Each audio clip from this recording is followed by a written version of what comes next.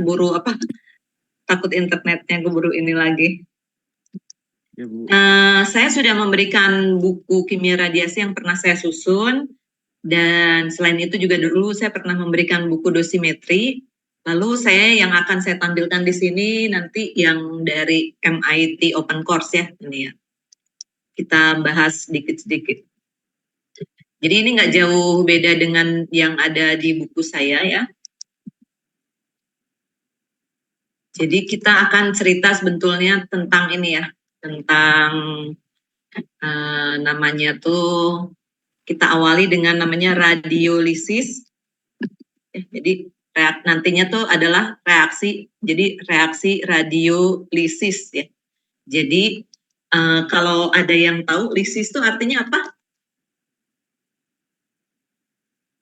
Kalau orang kimia, gimana? Gimana Dika? Pemecahan ya. Pemecahan ya, boleh ya. Jadi penguraian akibat radiasi. Jadi intinya kalau kita kembali lagi, kuliah kimia radiasi itu adalah kuliah yang banyak mempelajari efek kimia. Nah, jadi nanti kita akan masuk ke radiolisis ya, radiolisis. Nah, ini biasanya banyak dibahas kalau terkait dengan reaksi ini ya, reaksi dengan radiasi pengion yang tidak langsung ya, yang tidak langsung. Ini tidak langsung tuh maksudnya misalnya kalau mediumnya tubuh gitu ya. Nah, mediumnya tubuh atau DNA gitu ya, misalnya bagian DNA. Nah, yang diserang tuh air duluan. Nah, tapi kalau nanti mediumnya air, berarti air itu adalah kalau berinteraksi dengan radiasi itu merupakan reaksi yang langsung. Nah, ini diceritakan ya dari tulisan yang diberikan oleh pengajar dari MIT itu menceritakan gini bahwa reaksi kimia radiasi biasanya nanti akan menghasilkan ini ya, secondary elektron ya. Jadi secondary elektron. Nah, awalnya nanti kita lihat elektron yang primer tuh yang mana, nanti kita lihat. Jadi nanti biasanya akan dihasilkan secondary elektron. Nah, itu kan biasa suatu interaksi yang biasanya ada elektron-elektron yang berikutnya atau namanya elektron secondary. Nah, ini pun jadi elektron yang secondary ini ya nantinya sih bisa jadi misalnya tertier dan seterusnya. Nah, elektron ini lama-lama nanti kehabisan energinya, kehilangan energinya, atau sering disebut dengan slowdown, ya, jadi slowdown atau thermalize, ya. Nah, ini nanti energinya sampai di bawah 7,4 elektron volt. Ya, jadi Anda bandingkan kalau reaksi di radiokimia, orde energinya tuh bisa sampai MeV, tapi kalau dalam kimia radiasi, kalau nanti kita lihat energinya tuh ordenya tidak sampai mega elektron volt ya. Nah gitu, kemudian yang bagian ini saya langsung ke ini ya. Jadi nanti jenisnya kalau berinteraksi dengan air ya, radiasi berinteraksi dengan air tuh ada ini ya, ada 3 hal ini. Ada ionisasi ya, threshold energi di dalam airnya ya berkisar 13 elektron volt. Kemudian yang eksitasi, ini threshold energi dalam airnya sekitar 7,4 elektron volt. Lalu kalau terjadi transfer atau thermalize ya, itu energinya di bawah 7,4 elektron volt. Ya, kira-kira gitu. Kemudian ini contohnya MIT sih tidak menampilkan gambarnya ya karena terkait haki. Kemudian kita masuk kalau dalam kasus radiolisis itu ada tahapnya yang disebut dengan initial physical event ya. Jadi ada istilahnya initial physical event. Jadi sebelum terjadi reaksi kimia atau interaksi kimia diawali dulu dengan event yang sifatnya fisikal ya, jadi interaksi fisik di awal ya. Nah ini biasanya ketika radiasi itu akan mentransfer energi sekitar di sini ya 7 sampai 100 elektron volt ya. Nah, kemudian nanti menghasilkan interaksi ionisasi dan eksitasi dalam molekul airnya ya. Nah, kemudian di situ kita bisa melihat ada tiga spesies. Jadi di sini ada 3 spesies ya. Di sini ada 3 spesies awal ya. Nah, ini biasanya menjadi particle track ya. Jadi nanti kalau air itu bisa dilihat tracknya, nah itulah 3 spesies awal itu yang membentuk particle track. Nah, ini kita lihat 3 spesies awal tersebut ya di bawah ini. Pertama-tama kalau ionisasi, jadi kalau air kena radiasi ya, ini tanda panah yang merupakan radiasi, nanti akan terionisasi airnya menjadi H2O plus ditambah elektron ya, elektron yang energinya masih tinggi. Nah di sini ini masih elektron yang primer ya. Nanti kalau ada elektron lagi ya, ada elektron yang berikutnya. Nah, itu namanya elektron sekunder. Kemudian, jadi ini ya yang diamati, mungkin kalian udah banyak paham juga tentang ionisasi air. Kemudian ini yang tereksitasi. Jadi air kena radiasi tereksitasi. Jadi airnya ada tanda bintangnya. Kemudian, nah ini 3 spesies awal ini biasanya terjadi kira-kira 10 di detik 10 pangkat minus 16 ya. Jadi di detik-detik paling awal. Lalu dari situ spesies yang awal ini ya, 3 spesies awal ini nanti akan mulai, jadi istilahnya di sini mendifusi ya, mendifusi dan bereaksi dengan spesies atau molekul lain dari medium ya. Misalnya ya, radikal yang terkait dari suatu atom atau molekul yang banyak ya. Jadi ini maaf ya, jadi nanti reaksi inisial dari spesies ini, 3 spesies awal ini nanti akan menghasilkan radikal ya yang sifatnya merupakan ya, yang radikal itu merupakan atom atau molekul ya. Jadi radikal itu tidak harus bentuknya ion ya, tapi bisa atom atau molekul yang terdiri dari elektron yang tidak ada pasangannya. Kemudian bisa juga radikal yang sangat reaktif ya. Maksudnya reaktif di sini bukan radioaktif ya, tapi reaktif secara kimia. Bisa juga radikal yang netral ya atau bermuatan ya. Itu bentuk-bentuk atau sifat-sifat radikalnya. Sampai sini ada yang ingin tanya? Saya izin bertanya, Bu. Ya silahkan. Mungkin Untuk suaranya agak digedein deh. Suaranya pelan. Siapa nih? Suara Denny, siapa? Bu. Ya Denny, gimana Den? Ya, untuk inisial physical event sama pre-chemical reaction ini duluan yang mana, Bu, mekanismenya? Saya masih bingung, Bu. Ini urutannya ini ya. Ini urutan yang pertama. Jadi ini adalah urutan yang inisial pertama. Jadi ketika radiasi berinteraksi dengan air ya, berinteraksi dengan air, kita lihat nih di sini ya, di sini waktunya ini kira-kira 10 pangkat ya. Jadi di detik 10 pangkat minus 16 ya. Baru nanti setelah itu pra-chemical reaction. Pra-chemical kalau istilah maksudnya pra-chemical gimana? Kalau istilah kata-kata pra-chemical, jadi reaksi yang menjurus ke reaksi kimia ya, gitu ya. Jadi kalau ini ya, jadi ini tuh belum merupakan reaksi kimia, ini baru menghasilkan spesies kimia ya.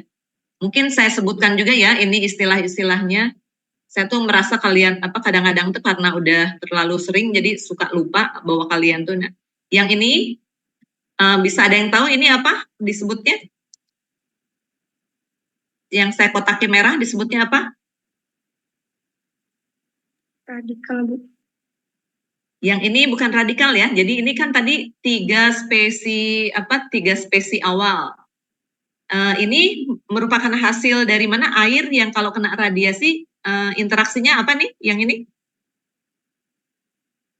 Terionisasi. Ya, jadi interaksinya ingat ionisasi dan eksitasi. Yang terionisasi berarti ini adalah ion air ya, ion molekul air boleh. Ya gitu ya.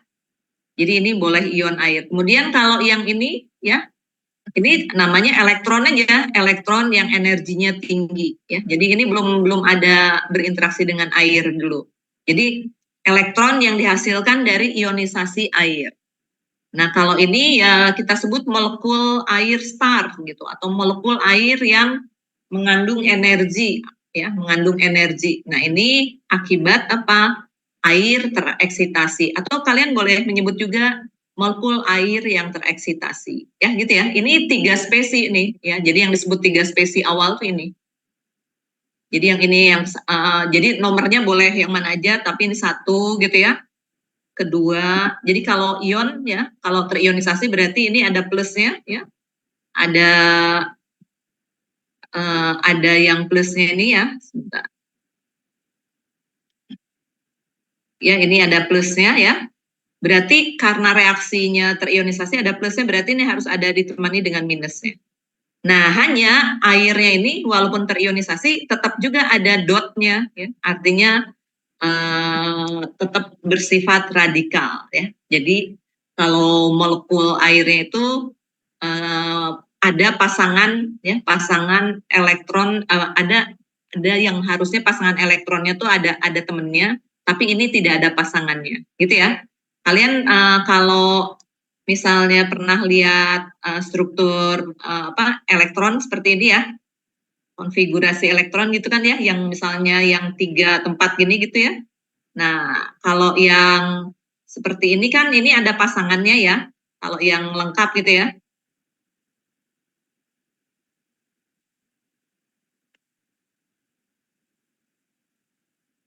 Nah, nanti kalau terionisasi ini ada satu elektron yang terpental. Terpentalnya kemana ya ini? Ke ini ya. Berarti nanti ada pasangan elektron yang tidak ada, ya ada konfigurasi elektron yang tidak ada pasangannya.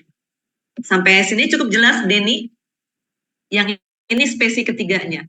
Jadi ingat-ingat ya, spesi inisial ya, atau spesi awal ya, 3 spesi awal, ini namanya juga spesinya reaktif ya, jadi spesi yang aktif-aktif, jadi ada energinya semuanya.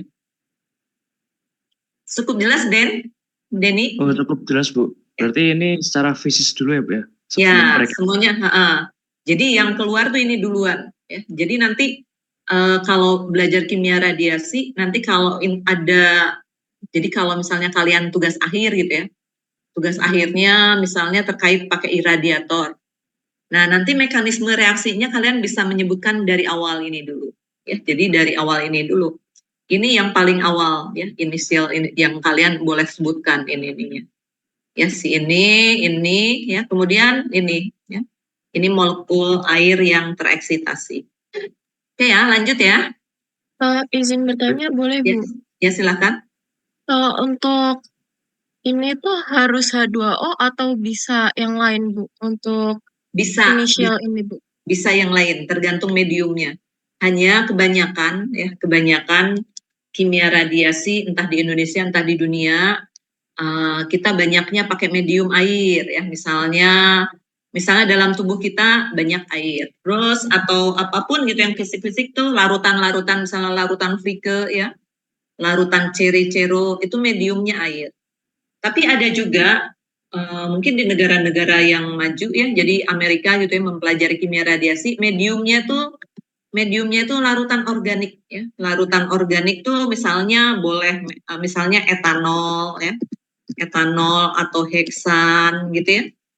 heksan dan lain-lain, ya kalian nanti perkirakan. Jadi di depannya etanol, heksan, jadi apa gitu ya. Kalian harus bisa meramalkan. Kira-kira gitu. Nah Baik, itu, Bu. jadi kalau yang ini radiolisis dalam medium air. Tapi kalau yang ini ya nanti kalau, bagus nih pertanyaannya ya, jadi kalau nanti ada medium organik seperti ini. Ada juga nanti kalau orang-orang material ya, material padat gitu ya, solid state, ya mediumnya berarti bukan air, tapi misalnya langsung padatan ya. Misalnya plastik atau sering disebut dengan akrilik atau lusit gitu ya. Atau misalnya logam-logam logam-logam alloy gitu ya. Paduan-paduan logam ya, gitu ya. Jadi tidak harus seperti ini. Cukup jelas? Ini tadi yang nanya siapa? Aholi ya? Iya, Bu, jelas, Bu. Oke ya, kira-kira gitu. Selanjutnya, udah ya, ada tiga spesi ini, ya, ada 3 spesi ini. Lalu kita lanjut ke reaksi prakemikalnya, ya, reaksi prakemikalnya seperti apa? Nah,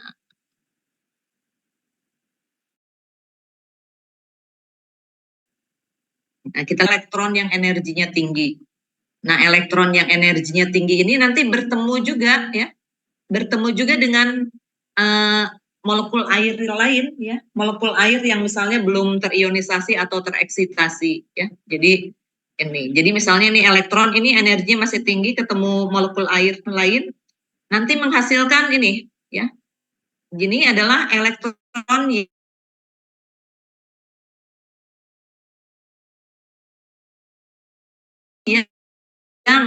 yang dikelilingi itu apa? Coba dicari istilahnya. Akbar, Gates itu artinya apa, Akbar? Gates itu sangkar atau apa gitu ya. Jadi seperti efek sangkar gitu ya. Jadi elektronnya nanti ada gambarnya di buku saya itu ada gambarnya yang elektron yang dikelilingi oleh molekul air ya. Kita lihat misalnya ya, saya lihatkan aja ya.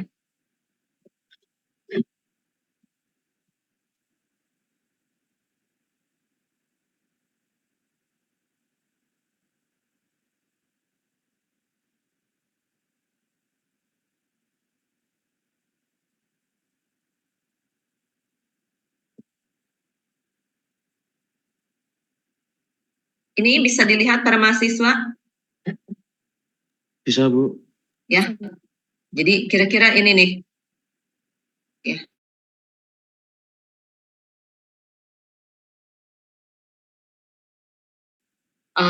Betul-betul. Jadi ini kalau di sini kan elektronnya kesannya gede gitu ya, padahal elektron kan kecil. Tapi ya maksudnya ini medan elektronnya gitu ya. Jadi medan elektronnya. Nah, di sini ada energi yang cukup tinggi. Kemudian molekul-molekul airnya itu mengitari atau menyelubungi si elektron tadi ya. Dan ini si elektron ini disebutnya dengan elektron tersolvasi ya. Elektron tersolvasi ya, atau elektron terhidratasi. Ya, gitu ya. Nah, ini energi masih tinggi. Kemudian punya sifat kimianya ya, reduktor kuat ya. Jadi masih reaktif secara kimia. Nah, disebut dengan biasanya bersifat reduktor kuat. Dilambangkannya kira-kira gambarnya seperti ini nih. Ya, dilambangkannya kalau elektron tersolvasi itu seperti ini. Elektron ada minusnya, subskrip aqua. Cukup jelas para mahasiswa? Jelas, Bu. Ya. Kita lanjut lagi ke yang MIT tadi ya.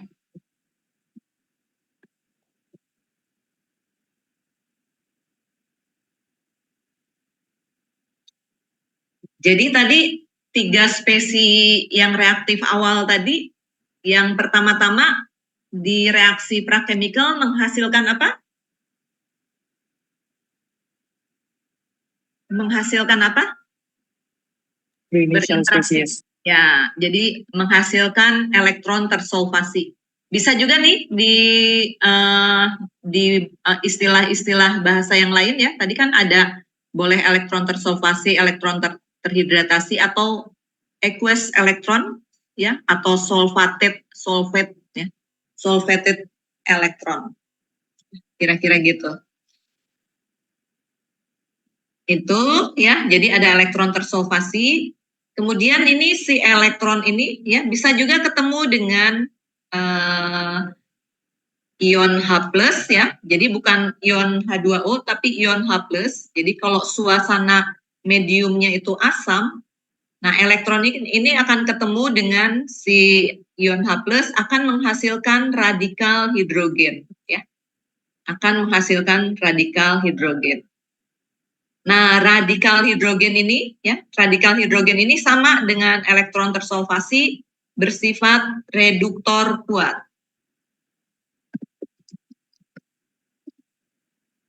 Nih, saya mengingatkan kepada Anda, jadi nanti misalnya elektron tersolvasi Anda harus ingat sifatnya reduktor kuat. Kemudian radikal H ya atau radikal hidrogen juga bersifat radikal kuat, reduktor kuat.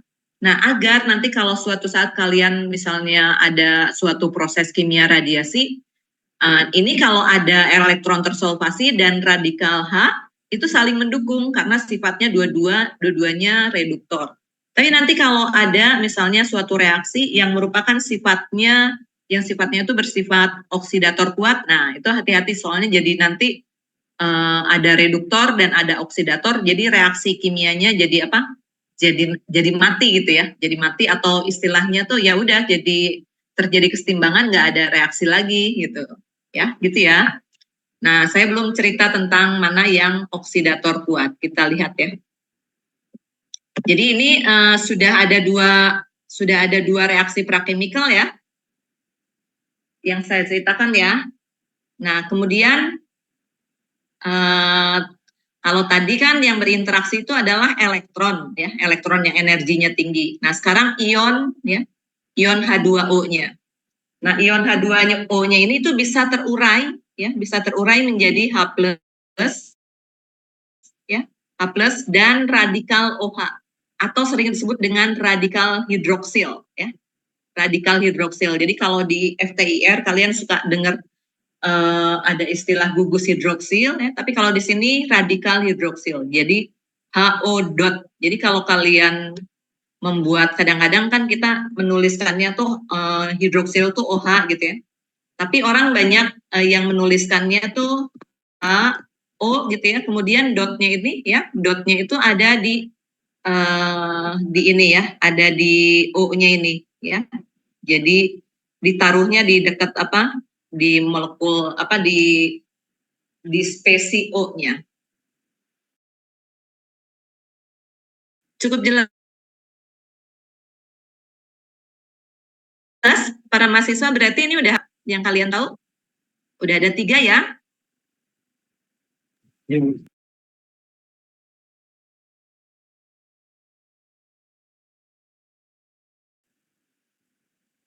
ke air yang tereksitasi ya, molekul air yang tereksitasi ini nanti bisa hidroksil dan radikal hidrogen ya. Jadi radikal hidroksil dan hidroksil ini ya, yang radikal hidroksil ini yang ini ya, ini punya sifat ya. Jadi saya coret-coret yang ini nih ya. Ini punya sifat oksidator kuat. Nah, kalau misalnya kalian suatu saat misalnya entah apa praktikum atau penelitian gitu ya, ingin mereduksi gitu ya, mereduksi krom 7 gitu ya, krom 7+ ya, krom 7+. Nah, spesi mana yang harus Anda pelihara banyak di antara ini?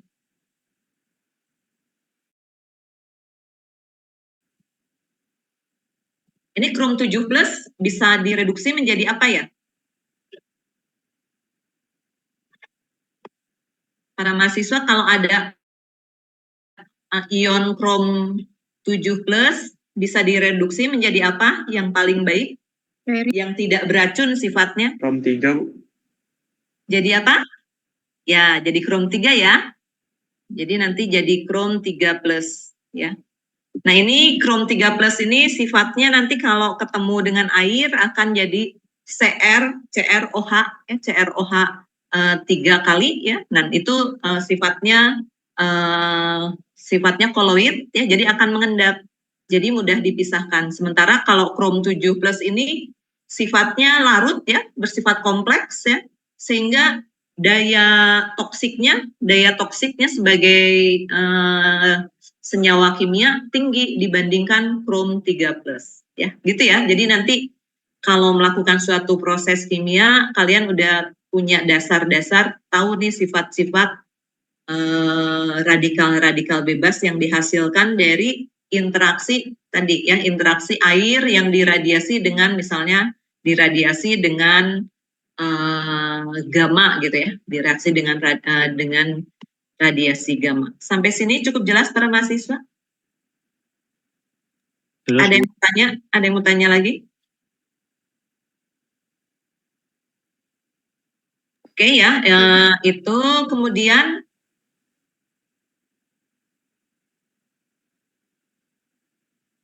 kita simpulkan di sini ya. Di sini sih dari MIT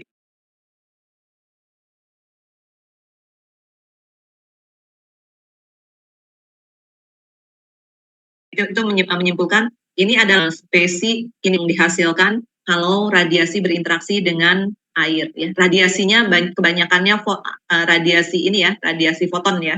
Kemudian nanti ini adalah spesies ya, spesies reaktif secara kimia. Ya.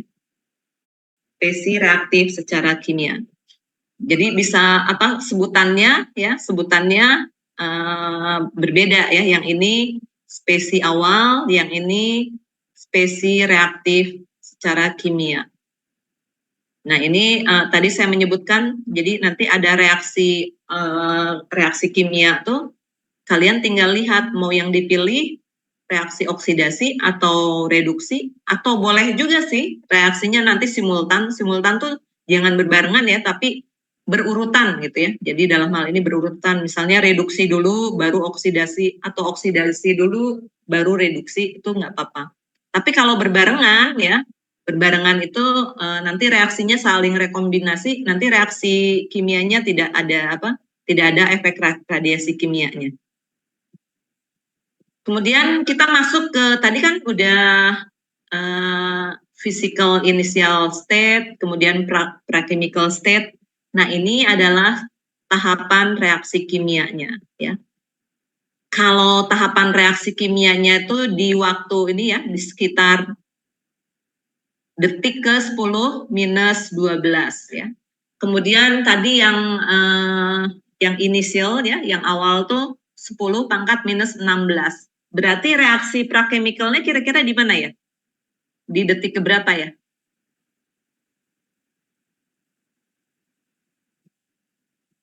Kalau yang awalnya 10 pangkat minus 16 detik di detik 10 pangkat minus 16, yang chemical state-nya 10 pangkat minus 12, berarti yang prakemikalnya di berapa ya? Di antara ya antara 10 pangkat minus berapa? minus 14 ya. 16. Ya, boleh 14, boleh 13, tapi atau 15 lah boleh, ya gitu ya. Yang pre-chemical.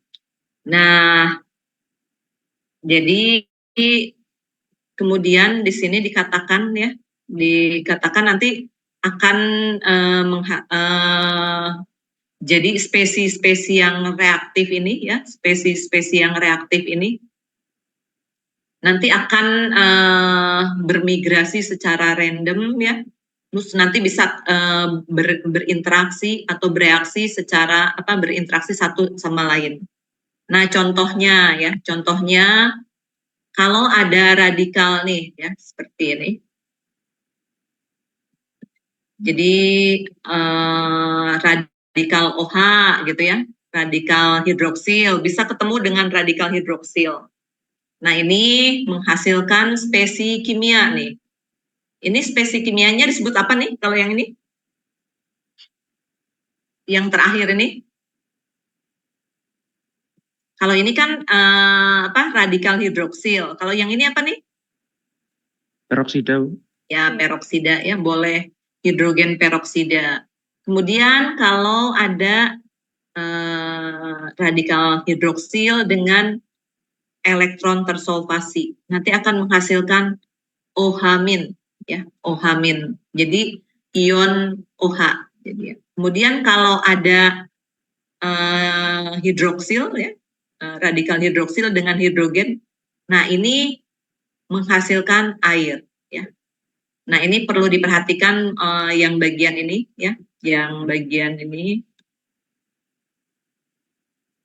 Nah, ini tuh sering disebut dengan yang bagian ini sering disebut dengan rekombinasi ya.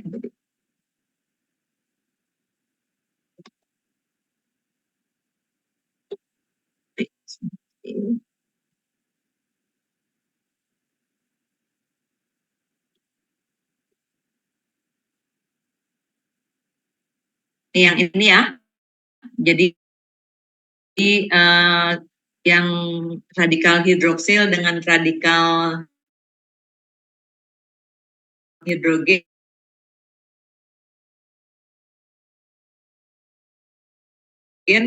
jadi ketemuan lagi menjadi ketemuan lagi jadi atau istilahnya CLBK. Nah, kalau kalian misalnya ingin menghasilkan suatu reaksi tapi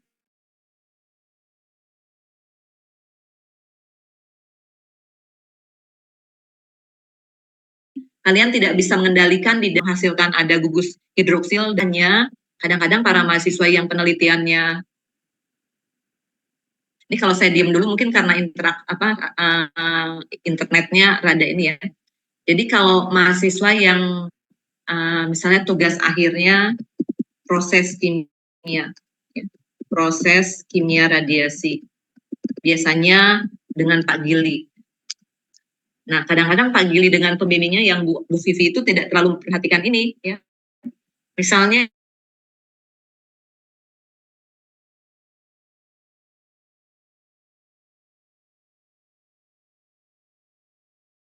ingin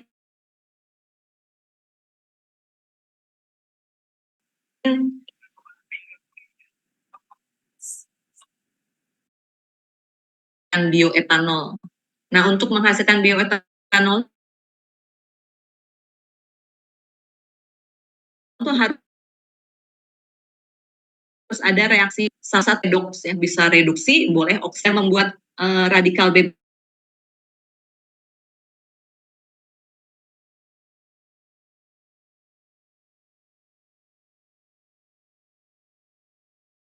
gitu ya dengan cara meradiasi ya, tapi kendalikannya itu bagaimana, pilih salah satu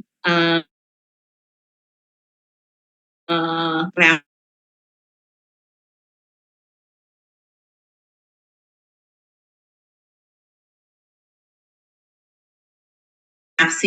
reaksi yang diharapkan. Spesi reduktornya harus jelas para mahasiswa? Cukup jelas? Ada yang ingin bertanya? Oke, misalnya selanjutnya lagi ya, ada H+ ketemu dengan elektron tersolvasi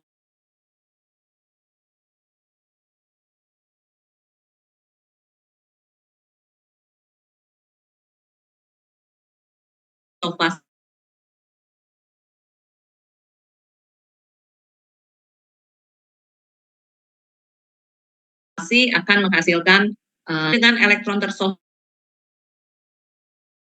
akan menghasilkan air. Rekombinasi ini bisa menghasilkan hidrogen radikal.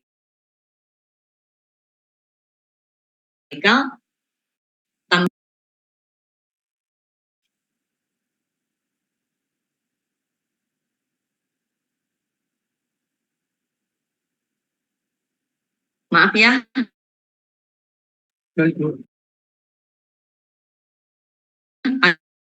ada kadang-kadang agak terputus. Kira-kira ini ya. Nah, ini di tahap ini sering disebut dengan tahapan kimianya ya, atau efek kimianya inilah ya.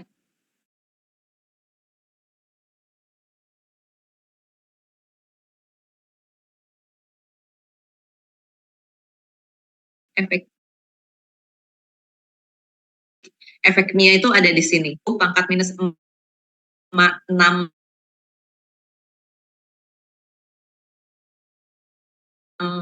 detik ya, atau detik ya.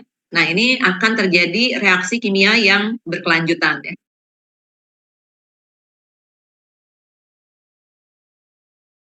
Selanjutnya. Kemudian yang reaktif ini punya konstanta difusi ya. Konstanta difusi itu artinya apa? Nah, ini data orang-orang kimia radiasi, ahli kimia radiasi yang pernah menghitung konstanta difusinya. Jadi kalau kalian nanti ada reaksi kimia radiasi dan misalnya bisa memperhitungkan reaksi difusinya, ini sekitar konstanta difusi dari spesies tersebut ya. Ini spesies OH, kemudian H ini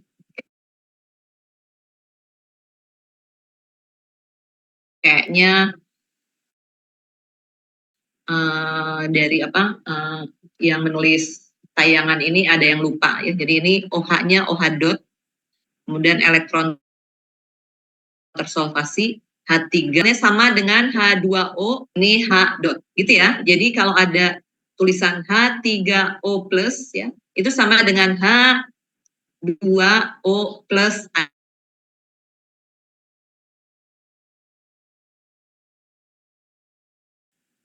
Jelas, Bu. Ya. Nah, ini rumus untuk difusinya dalam proses kimia radiasi ya.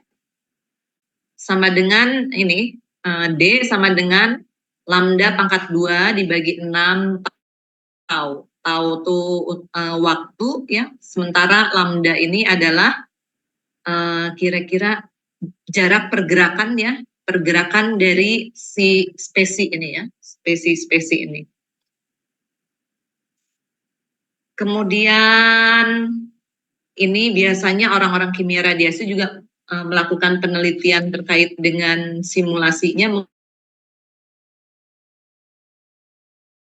menggunakan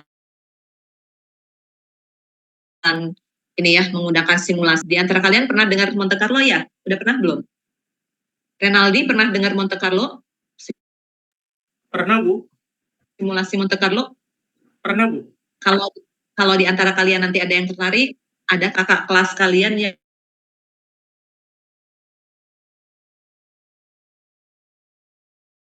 yang lagi studi di Korea, belajar ke beliau.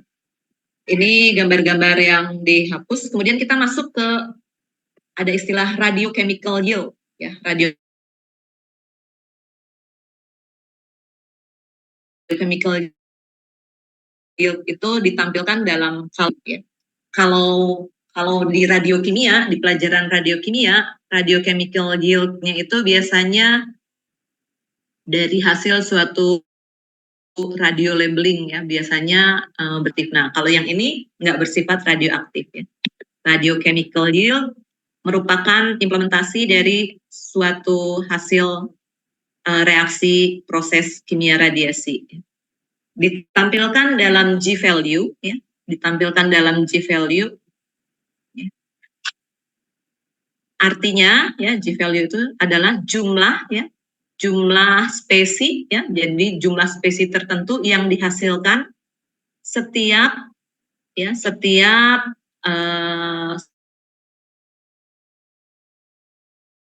elektron dari radiasi yang menginteraksinya ya. Jadi radiasi yang interaksi si medium atau H2O-nya bisa merupakan partikel charge ya, partikel atau bisa juga merupakan tadi foton ya.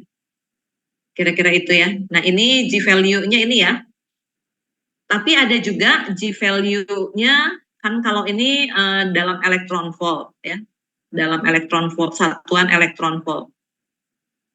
Ada juga saya tambahkan itu tadi kan saya memberikan buku memberikan kimia radiasi bagian buku kimia radiasi. G value bisa ditampilkan juga dalam satuan milimol gitu ya, bisa milimol atau mikromol gitu ya, atau saya sebut juga mol saja gitu ya, per joule ya.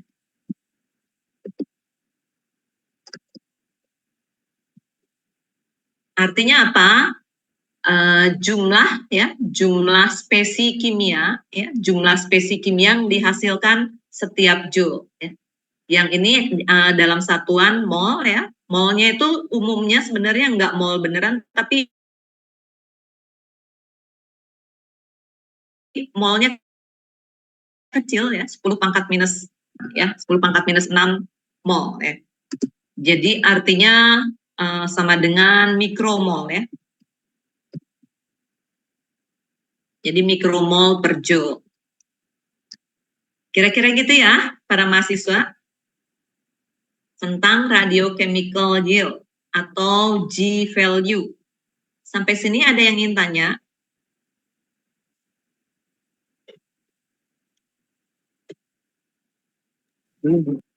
Ya, ini G value itu juga merupakan nilai konstanta ya. Jadi orang-orang sudah, para ahli sudah banyak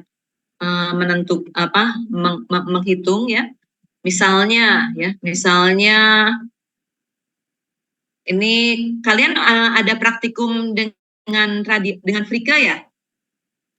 Ada praktikum dengan dosimetri Frike. Nah itu G value untuk menghasilkan, kan kalau saya tanya, kalau dosimetri Frike interaksinya bagaimana sih?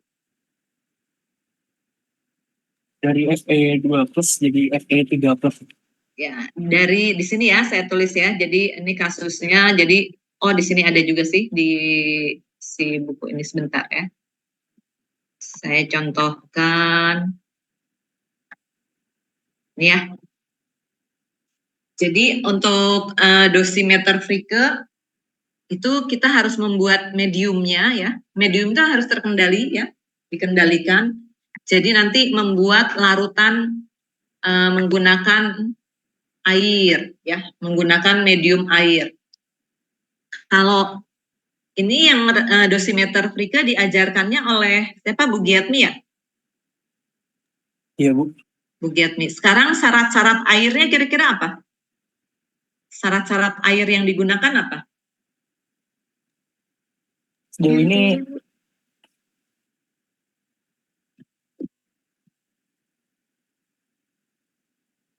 atau gini, kalian ketika membuat dosimeter Frike, kalian melarutkan Fe-nya berupa apa ya Fe-nya?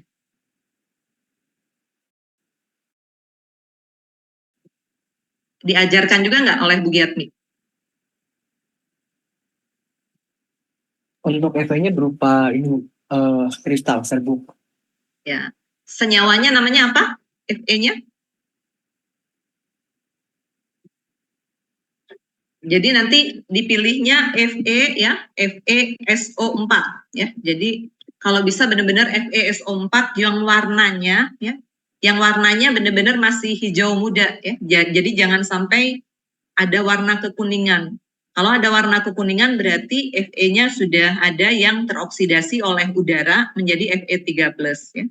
Jadi FeSO4 ini merupakan senyawa garam ya. Fe-nya 2+ nih ya. Fe-nya merupakan namanya nih ferrosulfat ya.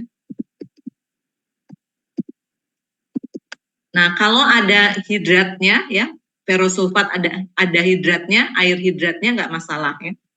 Tapi kalau benar-benar nggak ada juga boleh menggunakan garamor, tapi nanti ada matrik-matrik seperti amonium ya. Jadi kalau paling bagus benar-benar menggunakan ferrosulfat.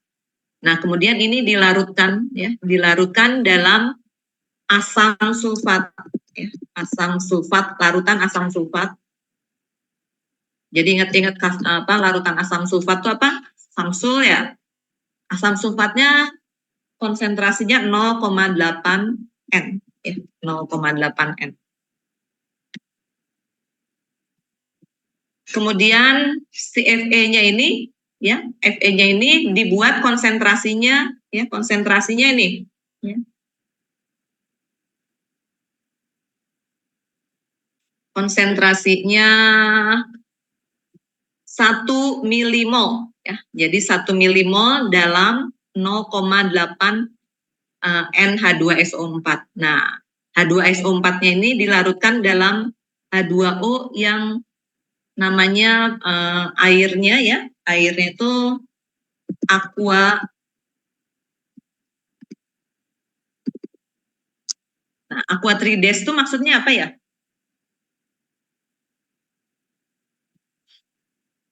Aquatrides itu apa maksudnya? Ini aquatrides dan air demin juga ya. Aquademin, aquadm. Jadi air yang tidak ada mineralnya, kemudian didestilasi sebanyak 3 kali. Ini biasanya digunakan untuk air reaktor, ya. Jadi kalau kalian nggak punya, sebenarnya kalian tinggal minta ke teman-teman di yang ada di reaktor Kartini, ya. Jadi airnya jangan sembarangan, apalagi pakai air keran. Nanti kalau nggak berarti ada spesies-spesies lain. Nah, kemudian nanti semuanya ini Fe ini, ya. Fe ini yang ada di dalam larutan ini dioksidasi, ya. Akan dioksidasinya oleh apa? Nah, kalau dioksidasi oleh apa nih kira-kira? Kalau kena radiasi, kemudian dioksidasi sifatnya. Kira-kira dari spesies-spesies kimia yang reaktif di atas, yang diharapkan berperan apa? Spesies yang mana ya? Hidroksil radikal. Ya, jadi ini ya, jadi OH dotnya nih, saya tulis dot gini aja ya. Jadi yang spesies OH dot. Nah, ini nanti akan menghasilkan Fe2+ menjadi Fe3+. Nah, itu yang nah, lalu saya ingin tanya, apa sih yang disebut dengan, kalau kalian praktikum melakukan praktikum dosimetri Fricke, kira-kira apa maksudnya ya? Mengetahui konsentrasi Fe3 yang terbentuk setelah teriradiasi itu. Ya, sebetulnya ya, kalau istilahnya dosimeter Fricke, sebetulnya tuh maknanya kalian membuat dosimeter, ya. Jadi sebenarnya maknanya tuh kalian praktikumnya membuat dosimeter. Dosimeternya apa? Dosimeter kimia, ya. Dosimeter. Jadi ini jenis dosimeter kimia. Kemarin kan saya kasih buku dosimetri ya. Dosimetri itu ada macam-macam, ada dosimetri kimia, ada dosimetri gel, ada dosimetri yang solid state berupa TLD, ada dosimeter film. Nah, yang ini adalah dosimeter kimia. Nah, kira-kira gunanya dosimeter Fricke apa ya? Coba dicari. Boleh dicari di search di internet. Kira-kira gunanya apa?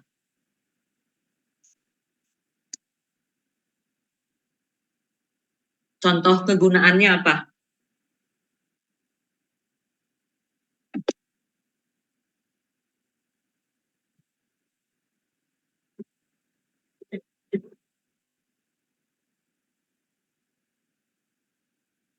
Lima menit.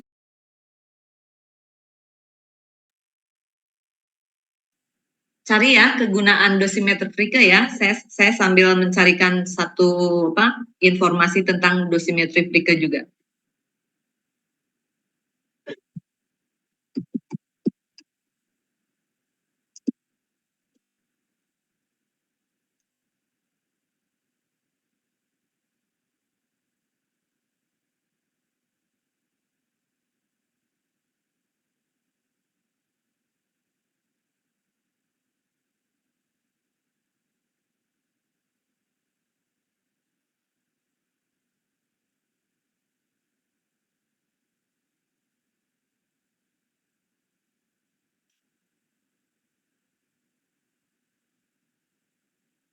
Dosimeter standar acuan.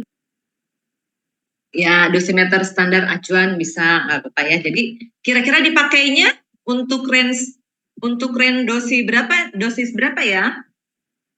Ini Septiara menjawabnya untuk kalibrasi, nggak apa-apa. Kalibrasi apa ya Septiara?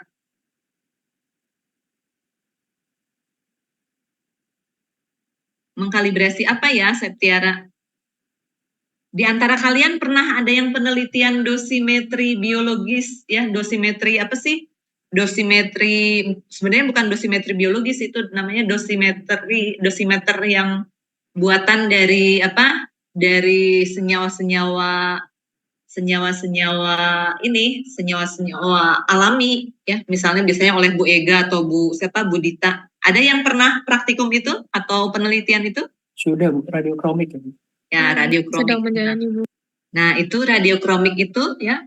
Nah, itu bisa kalian menggunakan dosimetri Fricke ini sebagai kalibrasinya ya, mengkalibrasinya. Jadi mengkalibrasi itu artinya apa? Kalau kalian menemukan dosimeter baru gitu ya, kan itu harus dicoba ya enggak? Harus diuji kebenarannya ya enggak? Nah, kebenarannya itu dibandingkan dengan dosimetri Fricke. Ya, kira-kira gitu ya. Cukup jelas. Nah, ini juga bisa juga dosimetri Fricke ini bukan kalibrasi, tapi memang untuk mengukur misalnya kalau iradiator gamma yang laju dosisnya sudah tidak terlalu besar gitu ya. Nah, itu pakai dosimetri Fricke. Atau misalnya MBE ya, mesin berkas elektron. Nah, Anda bisa menggunakan dosimeter Fricke. Karena apa dosimeter Fricke ini kalau kalian bisa membuat, berarti ya kalian lumayan murah tuh ya. Biasanya dosimeter kan lumayan mahal, misalnya kalau dosimeter yang kimia ya, misalnya CTA gitu, itu mahal tuh ya. Nah, tapi dosimeter Fricke ini kira-kira bisa nggak digunakan menjadi personal dosimeter? Dosimeter Fricke ini bisa nggak digunakan sebagai personal dosimeter? Maksudnya personal dosimeter itu apa ya, Pak mahasiswa?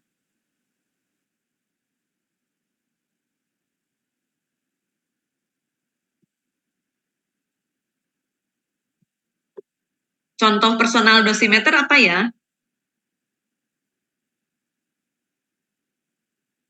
TLD. Ya, TLD, PENDOS. Nah, dosimeter Fricke ini bisa nggak digunakan menjadi dosimeter personal?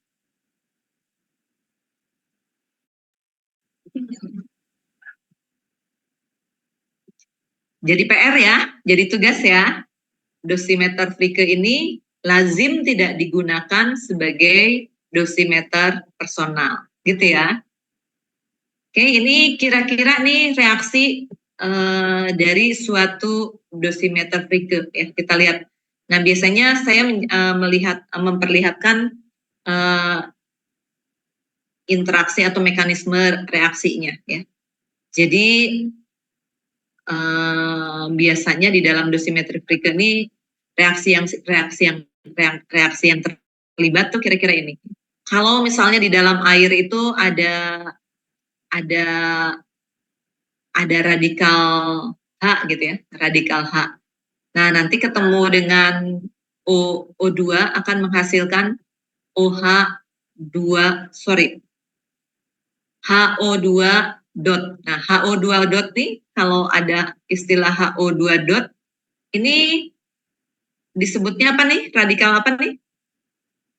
Istilahnya?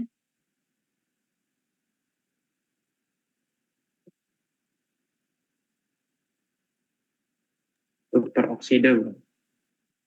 Radikal peroksil ya. Jadi kalau dot itu, jadi kayak kalau OH gitu ya. OH itu kan hidroksida ya. Tapi kalau ada dotnya ya. Jadi di sini misalnya ada dotnya gitu ya. Nah, itu jadi disebutnya hidroksil. Ini peroksida, ada dotnya jadi peroksil. Ya. Nah, gugus peroksil ini nanti bisa mengoksidasi Fe2+ menjadi ini ya dengan Fe3+. Lalu ada spesi ini ya, spesi yang ion peroksilnya ini ketemu dengan H+ menjadi H2O2. Nah, spesi H2O2 ini ketemu dengan Fe2+, nah nanti akan menghasilkan Fe3+ ya. Kemudian ini nih ya, H2O2 yang sini nih ya, menjadi Fe3+. Kemudian ada, kalau ada apa sih radikal hidroksil ketemu dengan Fe2+, ini juga menjadi Fe3+, ya. Jadi di sini semuanya Fe3+, ya. Jadi ke arah-arah sana. Nah, di sini kelihatan nih kalau ada, jadi ada radikal hidrogen, ya. Ada radikal hidrogen. Nah, dibuat suasananya, ya, suasananya agar menjadi ini, ya, agar menjadi gugus hidroksil, ya, agar mengarah menjadi gugus hidroksil. Kira-kira seperti itu ya, para mahasiswa ya. Nah, misalnya ya ada kan kalau ada gugus hidroksil ya udah. Kalau ada gugus hidroksil kan ya udah aman, berarti akan teroksidasi. Tapi kalau ada gugus hidrogen harus dikendalikan dengan cara apa nih biar menjadi gugus hidroksil? Cara mengendalikannya gimana nih agar ini nanti ke arah ini?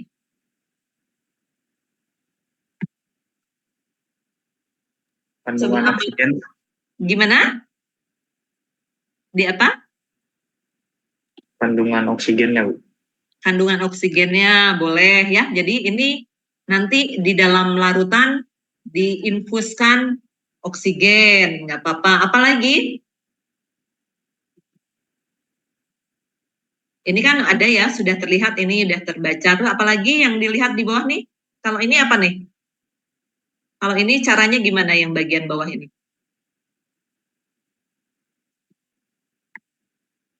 Apakah hanya ditambah air kira-kira?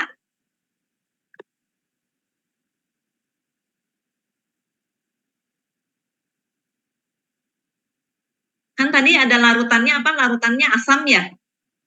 Larutan Frege tuh pakai apa? H2SO4 gitu kan ya? H2SO4 berapa N? 0,8. 0,8. Nah, kalau ini kira-kira ditambah H2O tuh maksudnya gimana?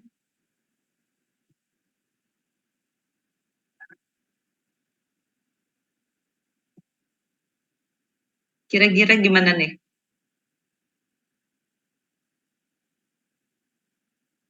Nah, ini kira-kira nanti pH-nya dirubah nih ya. pH-nya tuh bisa dirubah ya. Agar kalau ada ini ya, kalau ini dominan ya berarti pH-nya dirubah. Jadi yang tadinya terlalu asam dirubah menjadi ke arah, jadi ke arah ini, ke arah yang banyak H2O-nya. Caranya gimana? Ya kira-kira kalau dari asam agar banyak H2O-nya gimana? Ditambah apa? Ditambah mungkin senyawa yang cenderung relatif basa, cuma basanya jangan terlalu kuat. Ya, kira-kira gitu ya. Atau pH-nya dirubah ya. pH-nya dirubah agar si radikal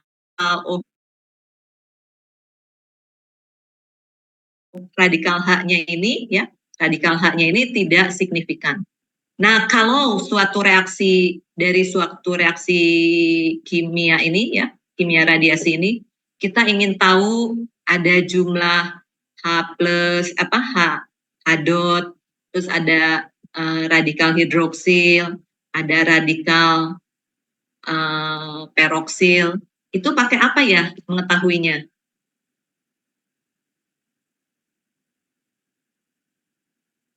Nanti jadi PR ya.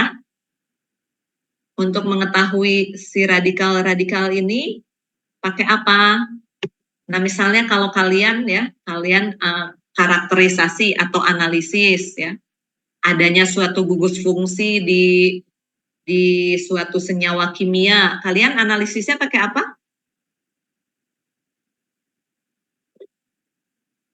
Analisis gugus fungsi pakai apa ya? Ini saya nanya dulu, saya pancing. Kalian ingin tahu ada suatu gugus fungsi dari suatu senyawa kimia. Pakai apa karakterisasinya? FTIR, Bu. FTIR, Bu. FTIR. Oke, sekarang kalau kalian ingin tahu di suatu larutan atau hasil ya, hasil interaksi dengan radiasi gitu. Ingin tahu radikalnya ya. Radikalnya apa saja nih? Radikal, apakah radikal hidrogen atau radikal peroksil atau radikal hidroksil? cari ya karakterisasinya pakai apa ya, jadi PR ya. Pulse radiolisis bukan? Pakai apa? Pulse radiolisis. Pulse radiolisis itu pakai apa ya caranya ya? Mungkin bisa benar, tapi apa ya caranya? Alatnya apa? Jadi pulse radiolisis itu ininya ya, apa sih tekniknya? Tapi alatnya apa ya namanya? Gitu ya. Tadi udah ada yang bisa ini, nanti jadi PR ya. Oke, kita lanjutkan ya.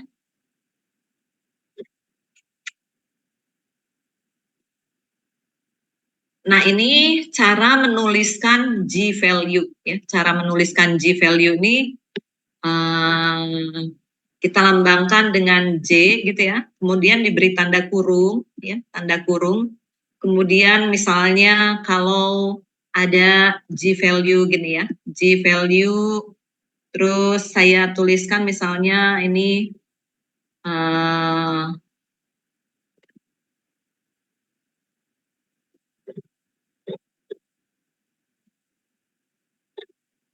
jadi kalau ada tulisan gini ya, kira-kira tulisan gini,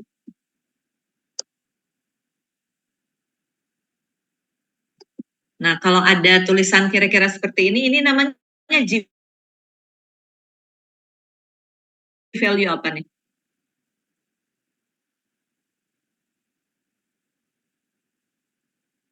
Padat, Bu. Jadi kalau G value ini namanya ini G value radikal H dot ya. Kalau ini G value misalnya G value dalam tanda kurung Fe3+ adalah G value Fe3+ gitu ya. Terus nanti misalnya ada G value Ce3+, Ce4+, cerium 3+. Nah, itu juga namanya G value ya. Jadi G value itu lambangnya G, terus ada tanda kurungnya. Boleh kalian tampilkan tulisan atau spesi yang dihasilkan. G value itu kaitannya dengan tadi apa? G value itu sama dengan apa? Istilah G value itu sama dengan apa? Radio apa? Chemical yield. Ya, radiochemical yield ya. Jadi istilahnya yield ya, hasil ya. Nah, jadi hasil dari suatu apa? Suatu reaksi kimia radiasi. Ya, itu namanya G value. Itu yang ini DNA enggak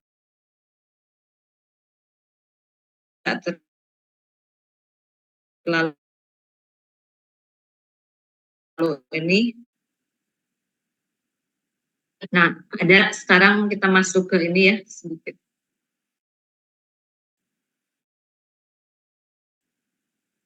Ya. Jadi scavenger itu adalah istilahnya pemangsa. Pemangsa apa? Pemangsa radikal. Jadi pemangsa radikal. Misalnya kalau kalian dalam suatu reaksi proses kimia radiasi ingin mengendalikan ya, agar paling banyak itu adalah OH dot gitu ya. Ini saya tulis OH dot gini aja ya. Padahal di mediumnya itu ada H dot ya atau elektron tersolvasi ya. Elektron aqua. Nah, ini berarti kalian harus menangkap ya atau melakukan scavenger terhadap radikal H dot atau elektron tersolvasi. Nah, kalian bisa cari kira-kira elektron scavenger yang paling ampuh untuk memangsa H dot itu apa? Atau scavenger solvasi itu apa? Nah, kalau dulu saya nyari-nyari kayak gitu agak susah. Nah, kalau zaman sekarang kalian bisa nanya ke selain Google, bisa nanya ke AI ya. Jadi si H dot itu biasanya dimangsa oleh apa? Elektron tersolvasi dimangsa oleh apa? Ya kira-kira gitu ya. Jadi itu ada istilah terkait dengan ini scavenger. Nah, di sini kita lihat nih, ya tadi yang saya sebutkan tadi nih, misalnya untuk ya di sini saya berikan contoh scavenger untuk radikal OH ya. Nih, scavenger untuk radikal OH itu biasanya ya biasanya senyawa RH. Kalau senyawa RH itu apa maksudnya kira-kira? Senyawa R, kalau ada tulisan lambang bahasa apa lambang RH gitu tuh artinya senyawa apa ya? Senyawa organik apa ya? Asam organik, Bu. Ya, asam organik ya. Jadi asam organik itu contohnya apa? Kalau RH kan ada RCOOH gitu. Asam apa?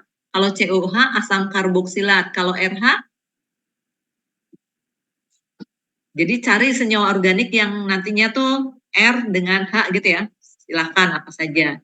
Bisa juga nih pakai N2O ya, N2O.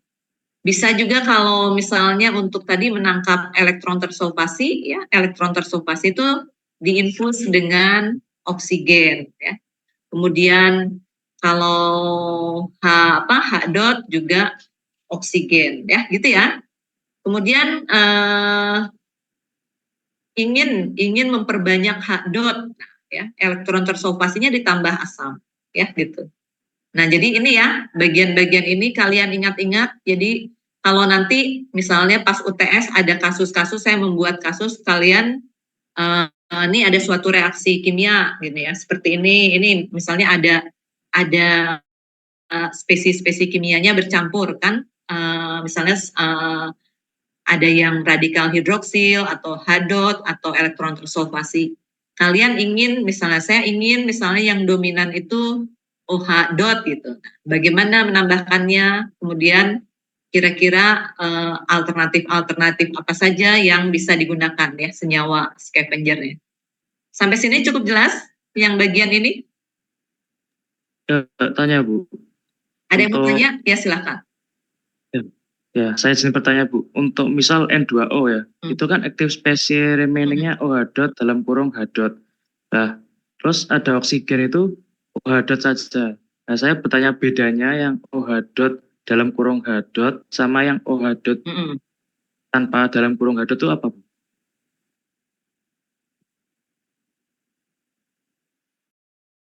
Ya, yang ini ya ada OH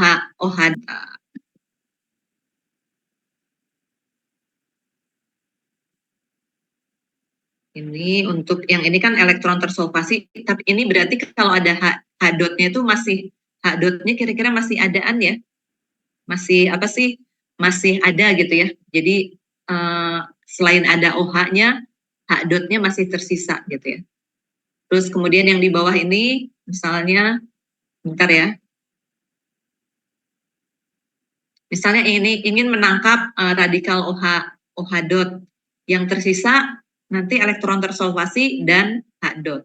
Kalau di sini OH dot yang dominan, H dotnya ada lah, masih ada sisanya, tapi banyaknya dominannya OH dot. Kalau yang di sini elektron tersolvasi. Kira-kira gitu ya, tanda apa kalau dalam tanda kurungnya. Siapa yang nanya nih, Denny ya? Ya, Bu, saya dulu. Baik, Bu, terima kasih. Kira-kira gitu ya. Nah, kalian ingat-ingat ya. Jadi nanti kalau misalnya tugas akhir ada yang benar-benar proses kimia radiasi, perhatikan kayak gini. Kalau enggak, saya ada misalnya teman dosen yang misalnya disertasinya tuh kaitan ini, tapi karena nggak memasukkan ini, nggak memperhatikan ini, jadi reaksinya tuh tidak seperti yang diinginkan, gitu ya. Reaksinya tuh tidak seperti yang diinginkan. Kira-kira gitu ya. Harus bisa mengendalikan reaksinya. Itu oke, yang ini sampai sini dulu. Kemudian saya menampilkan ini ya. Jadi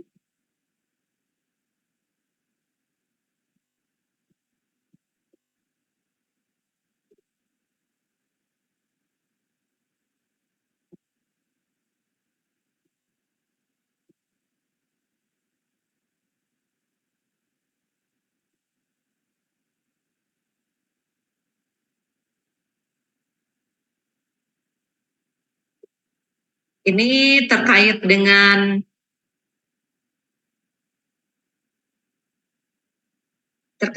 kimia radiasi yang gunanya untuk dosimetri ya. Dosimetri masih soal contohnya Fricke ya, contohnya reaksi Fricke atau apa percobaan Fricke kita lihat.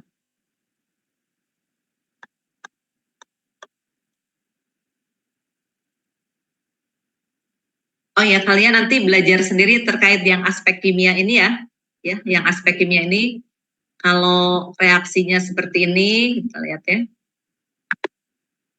Jadi kalau reaksinya dari M yang nggak ada apa-apa, kemudian menjadi ini ya, ini namanya ionisasi ya. Kemudian kalau rekombinasi ya, seperti ini ya. Kemudian saya hapus dulu nih ya. Kemudian kembali ke keadaan ground state yang ini ya. Homolisis seperti ini ya. Pecah homolitik seperti ini. Eliminasi molekuler seperti ini dan seterusnya. Nanti dibaca sendiri ya. Kira-kira kalau M itu apa sih maksudnya? Kalau lambangnya M itu kira-kira apa? Kalau M itu bisa berarti metal atau medium ya, bisa medium atau bisa monomer ya. Jadi dilihat kasusnya. Jadi untuk kimia radiasi lambang M itu bisa monomer, bisa metal ya, bisa juga medium ya, bisa. Jadi tinggal lihat kasusnya ya. Nah, yang bagian ini semuanya kalian pelajari ya. Jadi kalau nanti benar-benar kalian ada yang tertarik dengan proses kimia radiasi, kalau memahami ini kayaknya lebih mudah ya. Itu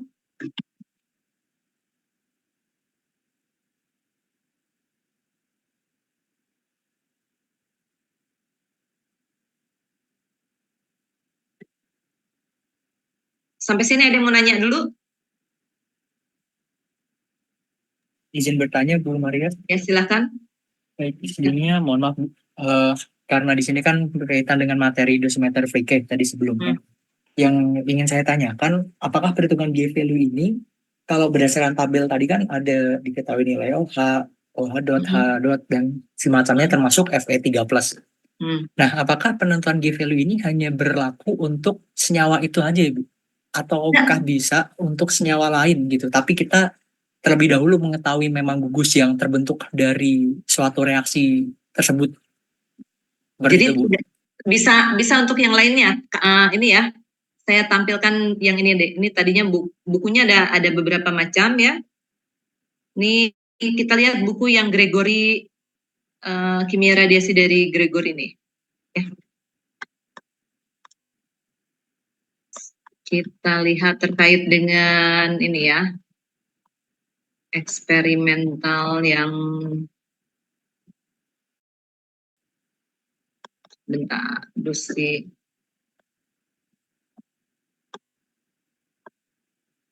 Nah, kelihatan ya ini ya. Terlihat Bu. Ya.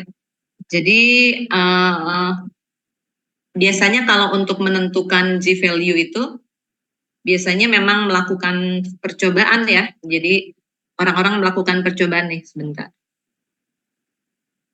Jadi kalau yang ini adalah sebentar ya. Coret-coret. Yang ini untuk ini ya, untuk percobaan yang Fricke. Yang ini juga sama nih, Fricke juga ya. Yang ini apa nih kira-kira? Pericero ya. Pericero. Yang ini apa sih? Hidrogen gitu ya. Yang ini kalau yang ini nih radiation yield-nya tadi dalam satuan yang mikromol per joule ya. Jadi ini satuan yang SI-nya. Sementara satuan yang konvensionalnya itu adalah dihasilkannya spesi per 100 elektron volt radiasi yang hilang ya.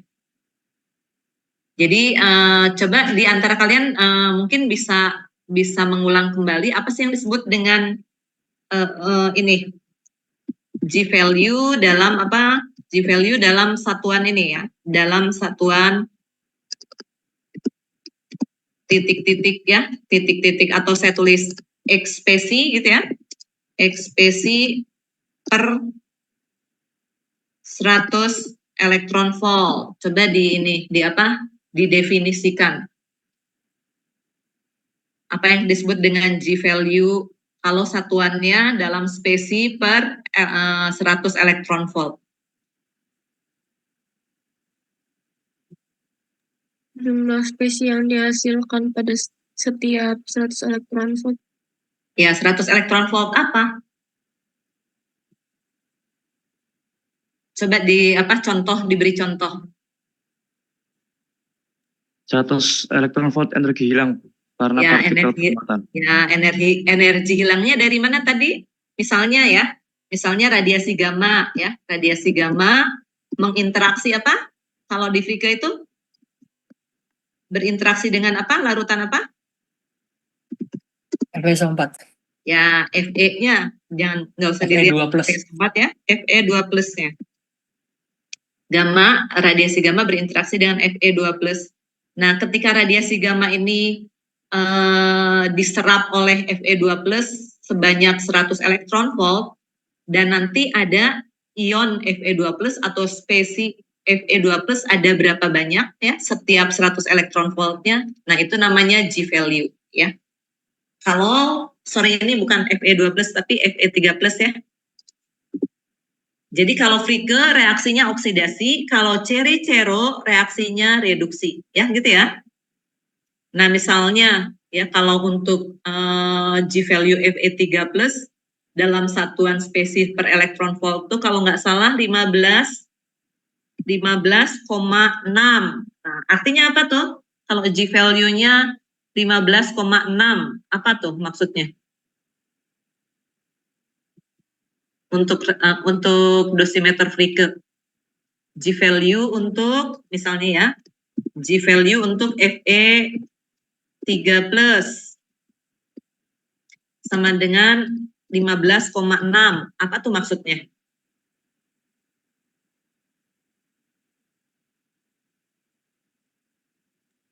Ada 15,6 spesi Fe3 plus per 100 elektron volt energi radiasi gamma yang diserap. Ya, gitu ya, kira-kira gitu. Nah, ini kalau Fe3 plus itu sekian kalau dalam satuan 100 elektron volt. Nah, ini kalau dalam satuan yang mikromolnya, cari saja nih kira-kira nih, ya. Ini elektron volt ya. Ini elektron volt, kemudian ini 100 nih. Ya, 100. Kemudian cari Fe3 plusnya yang ini kan dalam udara, yang ini apa nih?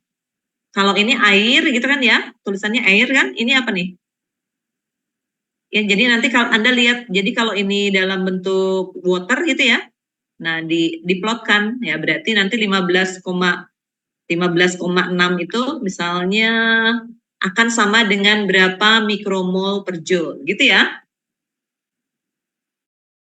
Nah, ini kan tadi pertanyaan Dika tuh bagaimana, apakah penentuan G value tuh hanya untuk Fe saja? Enggak, bisa untuk tergantung untuk apa, kasusnya untuk apa, gitu ya. Cukup jelas para mahasiswa?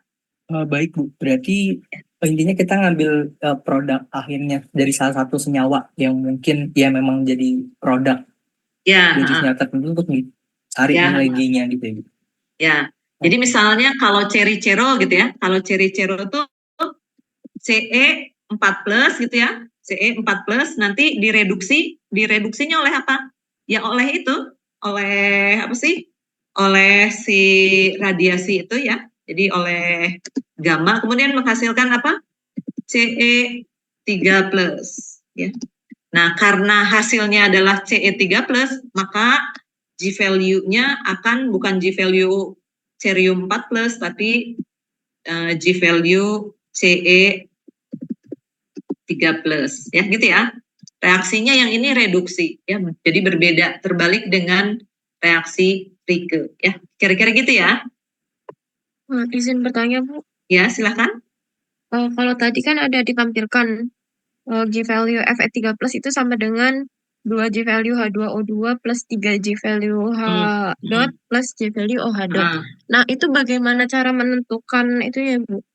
2, 3 gitunya, Bu. Oke ya, bagus pertanyaannya. Yang itu nanti saya jawab minggu depan ya.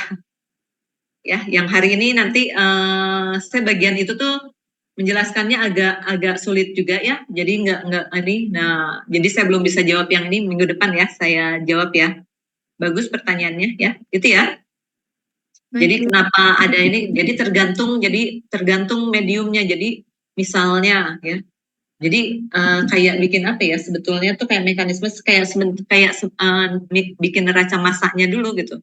Di situ tuh ada apa saja gitu. Misalnya ada H2O2-nya berapa, ada berapa, nanti saling dikurang-kurangi gitu ya. Nanti minggu depan saya jelaskan ya. Oke, bagus pertanyaannya ya. Oke, mungkin karena saya di buku ini saya jelaskan juga sekalian tentang cara perhitungan ya, cara perhitungan untuk suatu dosimeter ya, suatu dosimeter, perhitungan dosis ya, perhitungan dosis dari suatu dosimeter dalam suatu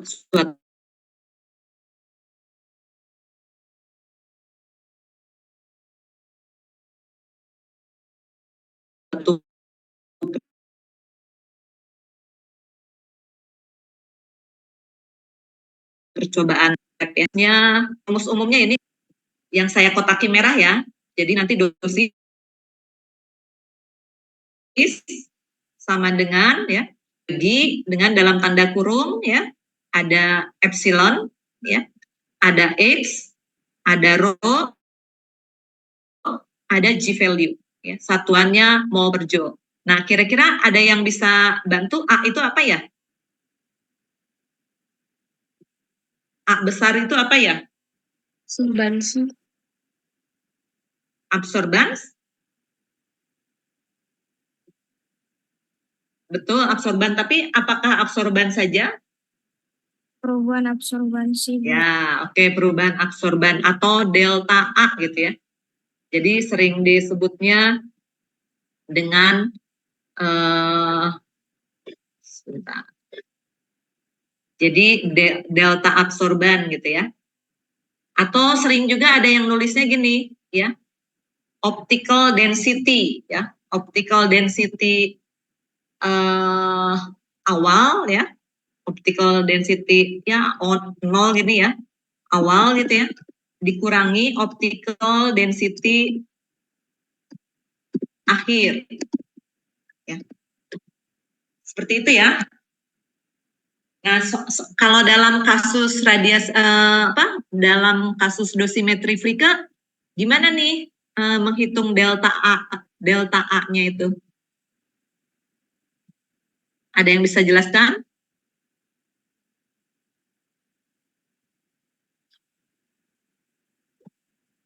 Izin menjawab.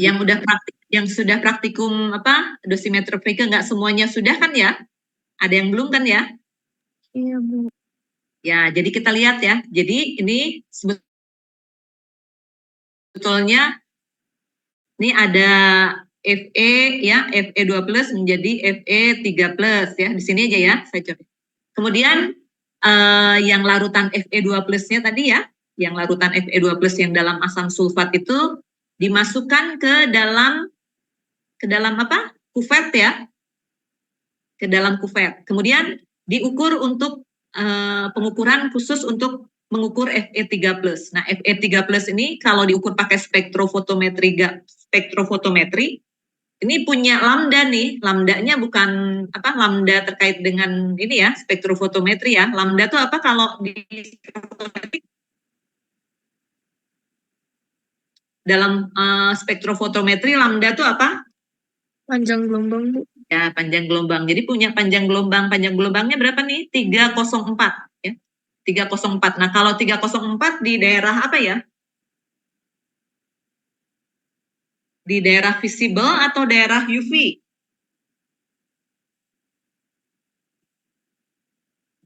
Kalau panjang gelombangnya 304 nanometer, daerah visible atau UV?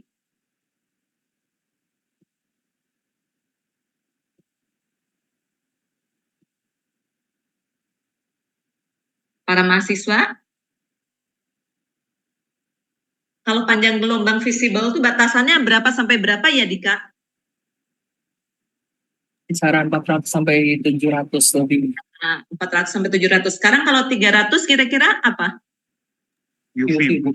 UV ya. Jadi kalian pakai pakai apa? Spektrofotometrinya nggak perlu diwarnai, langsung saja diukur, disetting di UV. Kalau pakai spektrofotometri. Di setting tuh gimana? Lampunya dirubah. Lampu untuk UV, lampu yang gimana ya? Sumber radiasi untuk UV, sumber radiasinya lampu apa ya?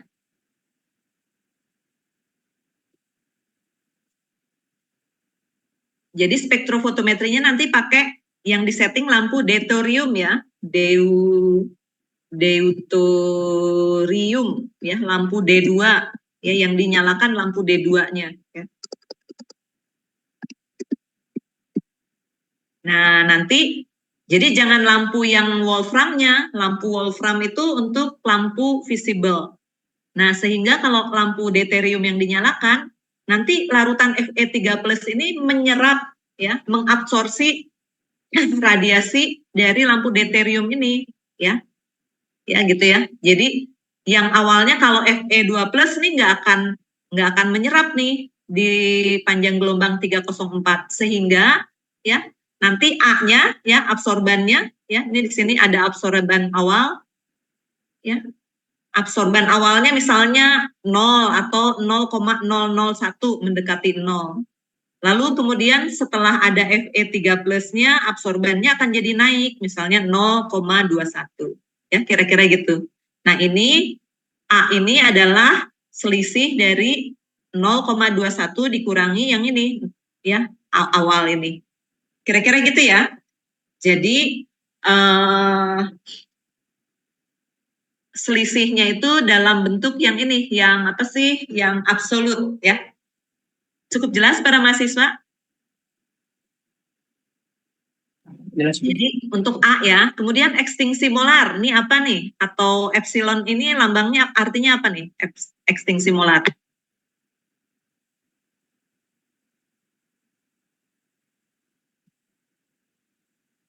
Koefisien ekstingsi molar. Kalian ingat kalian pernah belajar spektrofotometri nggak ya? Hukum Bir itu rumusnya gimana? A, B, terus dengan apa? C gitu ya? Iya, Bu. A-nya itu boleh, kalau A tuh kalau satuannya ya, satuan untuk ngukurnya tuh ppm. Tapi kalau satuannya dalam mol, nanti si A ini diganti menjadi ekstingsi molar ya. Saya tuliskannya E gini ya. B-nya itu apa B? Ketebalan kuvert, Bu. Ya, ketebalan kuvert ya, kira-kira gitu. Jadi ini yang A ini atau yang E ini adalah ekstingsi molar. Nah, ini biasanya sudah dipunyai oleh suatu apa? Oleh suatu, kalau dalam suatu percobaan ya. Biasanya kalau soalnya soal hitungan nanti diberitahu nih ekstingsi molarnya. Nah, di sini koefisien ekstingsi molarnya nih ya, misalnya ya. Nih, ya, jadi 217,4 meter persegi per mol ya gitu. Nah, ini ingat untuk kasus soal yang ini ya, untuk kasus soal yang ini B-nya, ini B itu sama dengan X nih di sini ya. B itu sama dengan X. Nah, X-nya ini dalam satuan meter ya. Dalam satuan meter. Sementara kalau kuvet tuh lebarnya atau panjangnya atau tebalnya tuh berapa ya? Dalam meter atau dalam sentimeter? Kalau kuvet itu ketebalannya biasanya berapa sentimeter?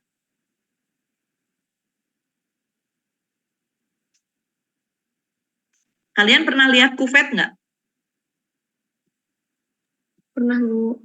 Ya, ketebalannya berapa? 1 cm. Ya, 1 senti ya. Jadi nanti kalau pakai rumus ini, yang satuannya senti dimasukkan jadi meter ya. Jadi nanti ini masukkan ke meter, ekstensi molarnya masukkan, kemudian rho-nya nih rho apa nih? Rho-nya rho apa? Sample VK-nya. Nah, jadi larutan Fe3 plusnya ini, Fe2 plus ke Fe3 plusnya diukur pakai ini, pakai pignometer dulu ya. Cuma satuan rho-nya dirubah dalam kilogram per meter kubik ya. Jadi dalam satuan kilogram per meter kubik ya. Jadi jangan dalam per sentimeter kubik. Kira-kira gitu ya. Jadi rumus ini harus disesuaikan dalam satuannya agar menjadi mol.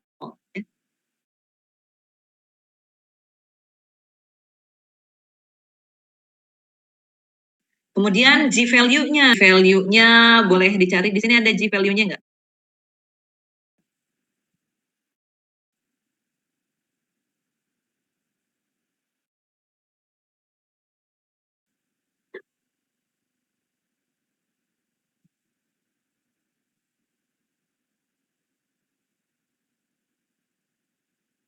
Ini G value-nya ya.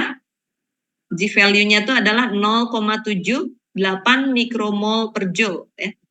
Mikromol per joule berarti nanti ini kalau mikromol per joule nanti dirubah jadi mol per joule ya. Dirubah jadi mol per joule. Kira-kira gitu ya. Para mahasiswa. Ini data ini dicari ya, dicari yang apa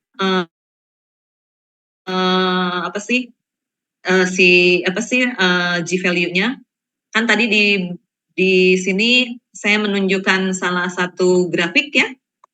Grafik yang menunjukkan G value. Nah, kalian di situ ya. Jadi diplotkan G value-nya berapa. Nah, di sini ya. Ya, di sini nih satuannya. Jadi kalau misalnya tadi ketemu 0,7 berapa gitu ya di daerah sini, nah itu dirubah dalam mol per joule. Nah baru selesaikan selesaikan nilainya. Kira-kira gitu cukup jelaskah para mahasiswa? Yes.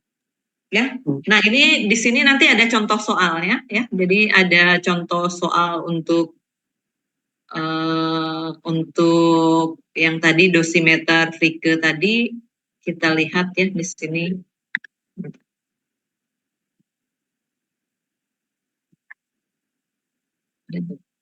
Atau di buku Gregory, oh ini lihat ya. Kira-kira contohnya yang mana ya nih? Nomor berapa ya?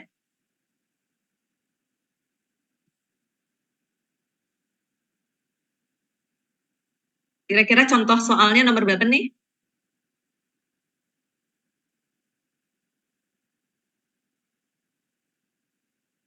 Ini ya, nomor 77 berapa?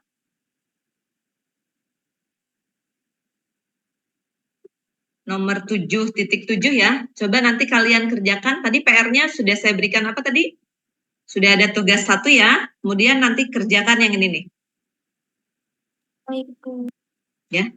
Nah, kerjakan juga nih soal yang ini, yang sama ini ya. Yang sama ini, tapi dengan G value ya, G value-nya dirubah ya menjadi yang tadi satuannya ini ya. Nah, nilainya sama juga enggak? Yang ini pakai rumusnya nih ya, rumusnya yang ada di buku saya nih. Tapi yang ada di buku saya ini diperbaiki ya, dicek lagi ya.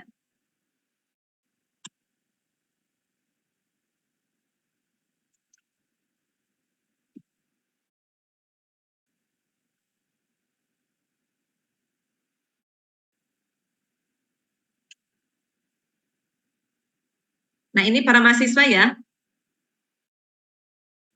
Sudah terlihat? Terlihat.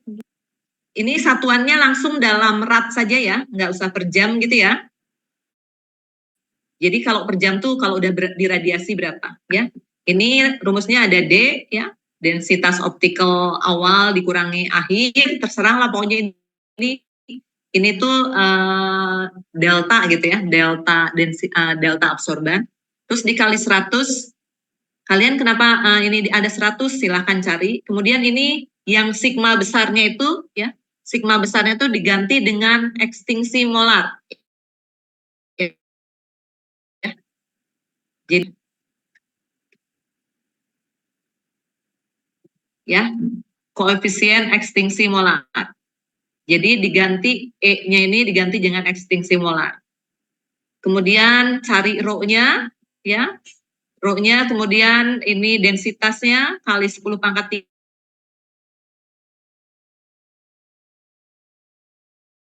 3 terus G value-nya. Nah, kalau yang tadi Joule itu nanti satuan dosisnya dalam apa? Kalau yang buku tadi Gregory itu? Gray. Satuannya dalam Gray. Kalau ini dalam apa? Dalam Rad ya. Nanti bandingkan sama atau tidak di soal yang 77 itu. Kira-kira gitu ya para mahasiswa ya.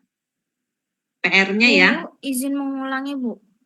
Berarti untuk yang Gimana? soal tadi itu dikerjakan dengan 2 rumus pakai yang Gregory tadi sama yang diubah Rad ini ya Bu. Ya. Kalau Rad ke Gray itu gimana? Konversi Rad ke Gray, ingat? Konversi ke Rad. Jadi disimpulkan juga ini sama enggak sih gitu ya? Pakai rumus ini hasilnya sama enggak gitu. Gitu ya. Para mahasiswa ya. Nanti kalau nggak sama silahkan dikoreksi. Jadi di sini nih kalau ada Rad tuh nanti ada konversi yang erah itu loh ya, Rad ke erah gitu ya. Gitu ya para mahasiswa ya. Cukup jelas kah? Jelas Bu. Ya, kira-kira PR-nya seperti itu. Mungkin itu saja untuk hari ini para mahasiswa ya. Nanti absennya saya absenkan semua saja. Kemarin itu saya ganti jadwalnya tuh dipindahkan ke hari kemarin tuh kayaknya nggak bisa. Tapi saya lupa belum memindahkan hari ini. Nanti saya absenkan saja. Kemudian nanti sebelum UTS kan masih ada di kelas kan ya. Nanti bisa latihan soal atau nanti ada kasus misalnya polimerisasi dan degradasi. Kira-kira gitu ya para mahasiswa ya.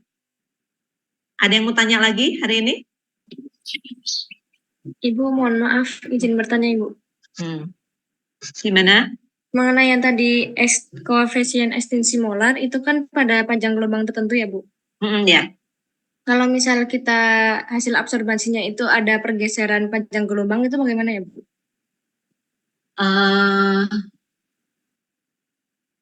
Pergeseran panjang gelombangnya kamu kemarin berapa? Kemarin kisaran 300 lebih Bu, dari 320 Bu. Nggak sesuai begitu Bu. Bukan 304 jadi 320 ya? Iya Bu. Kayaknya nggak apa-apa, mungkin asal kalian scan dulu nggak sih? Ketika mencari panjang gelombang tuh di scan dulu nggak? Iya Bu. Di scan dulu ya? Hasilnya berbeda dengan teori yang ada gitu Bu. Oh. Kayaknya koefisien ekstinsi molarnya bisa agak berbeda juga. Tapi ya nanti itu jadi kayak kesalahan gitu ya.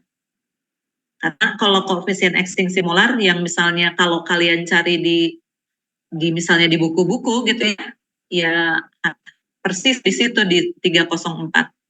Nah, kalau tidak, kalian tuh kalau di spektrofotometri kalian pernah nggak sih membuat kurva kalibrasi standar? Iya Bu, membuat Bu. Nah, jadi kalian harus bisa membuat apa? Jadi membuat kurva kalibrasi standar, berarti kalian harus setting apa? Harus bikin larutan standar yang lain. Ya. Nanti kalian dari situ ketemu koefisien ekstinsi molar di panjang gelombang yang percobaan punya kalian. Gitu ya? Nah, baik Bu, terima kasih Bu. Ya, jadi kalau kasusnya bergeser, kalian harus membuat kurva kalibrasinya. Nah, dari kurva kalibrasi itu nanti ketemu koefisien ekstinsi molar. Gimana ya? Kalian kan menemukan nih data udah apa? Udah ada garisnya. Berarti nanti ada apa slope, ada apa, ada persamaannya, nanti bisa ketemu koefisien ekstinsi molar. Gitu ya? Baik Bu. Oke, ada lagi yang mau nanya? Oke, itu saja mungkin para mahasiswa. Terima kasih ya. Sudah cukup memperhatikan dan ini kuliah hari ini, kuliah minggu terakhir. Mudah-mudahan minggu depan kalian bisa menikmati libur dengan yang merayakan Idul Fitri, bisa merayakan dengan baik. Yang tidak bisa merayakan libur sambil belajar ya, sambil tetap belajar ya. Itu saja mungkin para mahasiswa, terima kasih ya untuk semuanya ya. Mohon maaf bila ada hal-hal yang kurang berkenan. Oke, para Terima mahasiswa kasih, Bu. udah ya. Baik, Bu. Terima Baik, kasih, Bu. Bu. Terima kasih, Bu. Ya. Ibu.